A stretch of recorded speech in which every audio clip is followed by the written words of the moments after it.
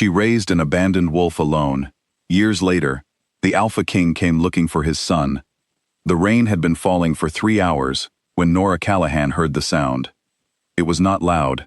It was not the kind of sound that makes a person jump from their chair or run to the window. It was soft, almost like the wind pushing through the pine trees behind her cabin, but something about it made her put down her book and go still. In her years of living alone on the edge of the Montana wilderness, she had learned to trust the feeling that came before understanding. That quiet tug in the chest that said, "Something is different tonight." She pulled on her boots, took her flashlight from the hook by the door, and stepped out onto the back porch. The rain hit her face immediately. The forest beyond her yard was black and wet, the trees pressing together in the dark like a crowd. She swept the flashlight beam left, then right, then down toward the old fallen oak that had been lying at the edge of her yard for 2 winters. She had always meant to have it cut up for firewood. She never got around to it. There, in the hollow of that oak, something moved. Nora walked toward it slowly, the wet grass soaking through her boots. She crouched down and pointed the light inside the hollow, and what she saw made her breath stop completely. A baby boy. He looked no older than a few days.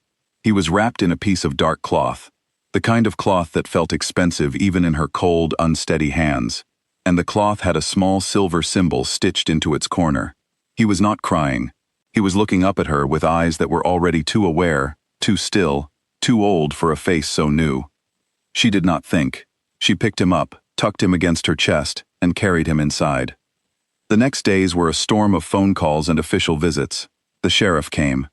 A social worker came. 2 different state officials came and sat at her kitchen table, with folders full of forms. Everyone agreed it was unusual. No one could explain where the boy had come from. There were no missing person reports that matched, no hospital records, no mother, no father, nothing. The social worker wanted to place him in the county system. Nora said no. She said it the first time politely, the second time firmly. The third time, she slid every completed form across the table, stood up, and said, "I have a degree in wildlife biology, a clean home, a stable income, and no criminal record. I am asking you to let me care for this child while the investigation continues. I am not asking for much, but I am not moving from this position." 3 months later, she was his emergency foster mother. 2 years after that, the paperwork made it permanent. She named him Eli, because it felt like a name that belonged to someone who had survived something. From the beginning, she knew he was different. She did not know exactly what that meant, but she was a scientist before she was anything else, and she observed, and she recorded, and she did not panic. By the time Eli was 2, he could lift the cast-iron pot that lived on her stove, a pot that weighed nearly as much as he did, and carry it across the kitchen without effort. By the time he was 4, his eyes would sometimes catch the light in a way that made them look golden rather than brown, like coins turning over in the sun. By the time he was 7, he had run down a deer in the field behind their cabin, not to hurt it, but apparently because he wanted to see if he could, and he had, easily. He healed quickly. He never got sick. Birds landed on his shoulders, as though they had always known him. The old dog down the road, who bit everyone, once laid his head in Eli's lap and fell asleep there. Nora kept all of this inside their small, private world. She taught him at home.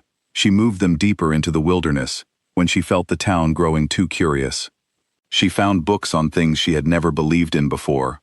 Old books, strange books, books written in languages she had to translate slowly and carefully, and she read every page. She did not tell Eli what she suspected. Not yet. She waited for him to be ready. His 12th birthday came and went. Then, 3 weeks later, on a cold Tuesday morning, Nora came downstairs to find a large silver wolf sitting in the middle of Eli's bedroom floor. The wolf looked up at her. Its eyes were gold. It was trembling slightly, the way a child trembles when they are ashamed and frightened at the same time. Nora set down her coffee cup. She walked into the room. She sat cross-legged on the floor in front of the wolf, and she reached out and placed her hand gently on top of its head, and she did not say a single word until the sun came up.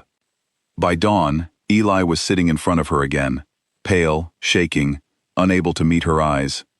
"I don't know what's happening to me," he whispered. "I know," she said, "but you're still you, And I'm still here. That's the part that matters right now. She told him everything she had figured out, slowly and carefully, over the next several weeks. She showed him her notes. She showed him the dark cloth with the silver symbol, which she had kept folded in a shoebox under her bed since the night she found him. She told him she did not have all the answers, but she had never stopped looking. Eli cried, then he laughed a little. Then he cried again. Then he asked for pancakes. Nora made them. The years between 12 and 16 were the strangest, and in many ways, the most beautiful of both their lives. Eli learned to control the shifting slowly, with enormous effort, and Nora's completely unshakable patience. He grew tall and silver-haired and remarkable looking, in the way that made strangers stop and stare without being able to explain why. He was gentle, in a way that surprised people who expected someone so physically powerful to be hard. He braided wildflowers into Nora's hair on her birthday. He made her soup when she was tired. He told her, regularly and without embarrassment, that she was the bravest person he had ever known. Then the strangers began appearing in town. They came quietly.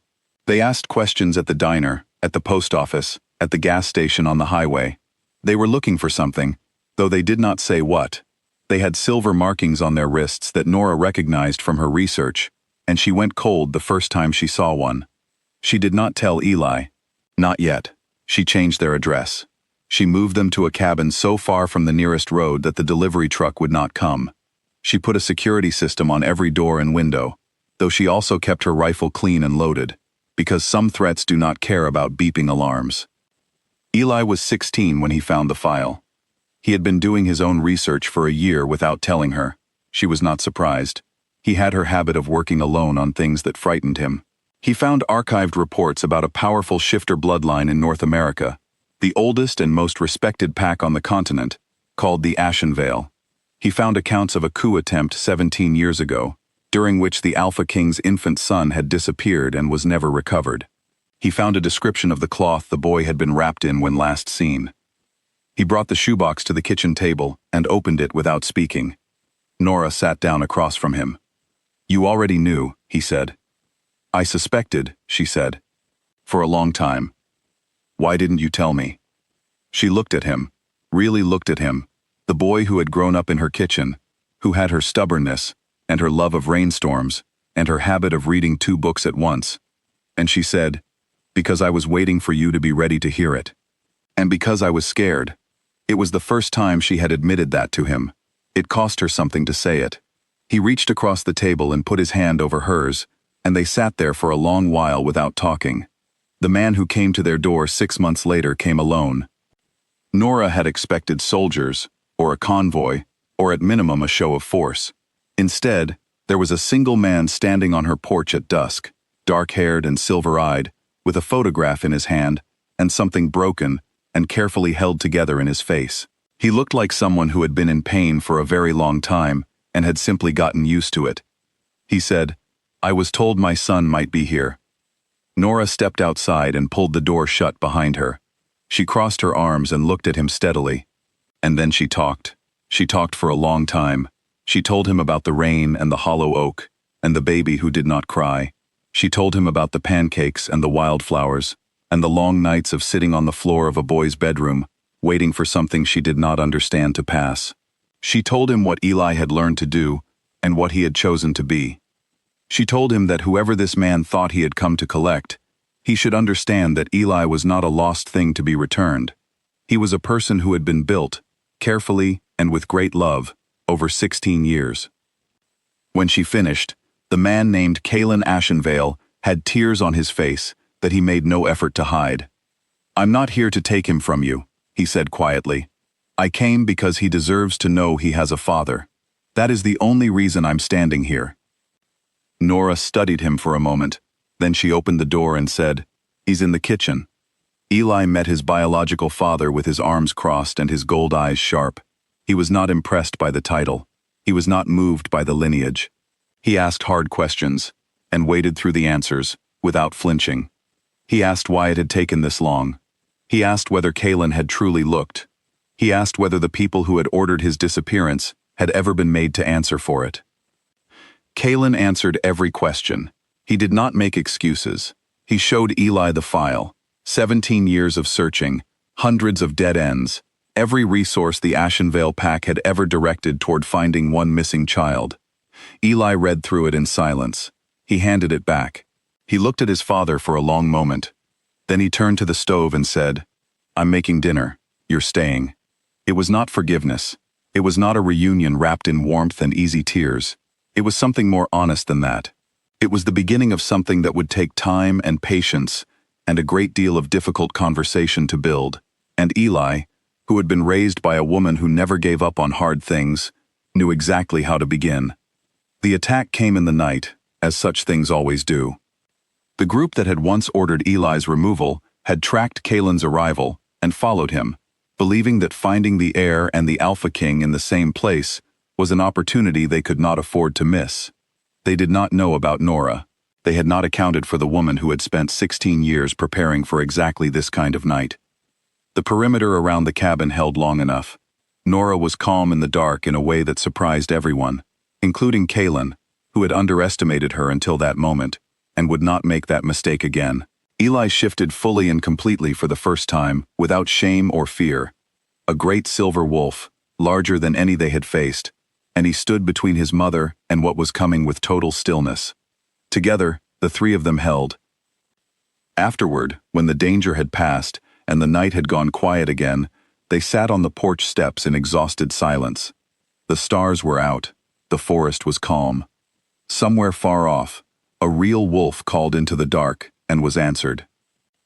Eli looked between Nora and Caelan, who were sitting closer together than strictly necessary for three people sharing a porch. "This is strange," Eli said flatly. "Very," Nora agreed. "I'm not ready to talk about it." "Nobody asked you to," she said. Caelan said nothing, but the corner of his mouth moved, just slightly, in something that was almost a smile. In the months that followed, Eli did go to the Ashenvale territory. He learned his history and his responsibilities, and the weight of what his bloodline carried.